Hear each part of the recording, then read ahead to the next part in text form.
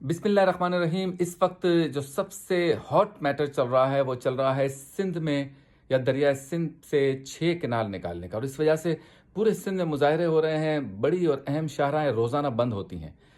मसला क्या है और ये मसला कैसे हल होगा, इस पर तो ज़्यादा गुफ्तगू नहीं करूँगा। इतना ज़रूर कहूँगा कि जो जो इख्तियार रखते हैं वो इस मसले को हल करें।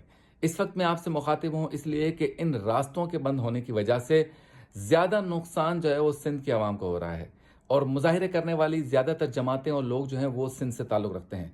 तो सिंध का ही मसला है, सिंध के लोग ही मुजाहरा कर रहे हैं और सिंध के लोगों को ही तकलीफ़ हो रही है। साथ ही चूँकि क़ुरबानी की ईद का मामला भी सर पर है, तो जो जानवर आ रहे हैं मुख्तलिफ़ इलाक़ों से, मुख्तलिफ़ शहरों से, मुल्क के दीगर सूबों से, दीगर शहरों से, वो सारे के सारे जानवरों वाले ट्रक जो हैं वो फंस गए हैं इन मुजाहरों की वजह से। और इत्तलात ये हैं कि काफ़ी जानवर मर भी रहे हैं, उनके पास खाना नहीं है, चारा नहीं है, पानी नहीं है, और दीगर जो मसाइल हैं वो भी साथ साथ हैं। मिसाल के तौर पर जो लोग हैं वो भी जो है वो भूखे प्यासे हैं, साथ साथ बारातें आ रही हैं, सामान ऐसा भी आ रहा है इम्पोर्ट और एक्सपोर्ट का जो ख़राब हो रहा है, ग़िज़ाई अजनास इसमें है।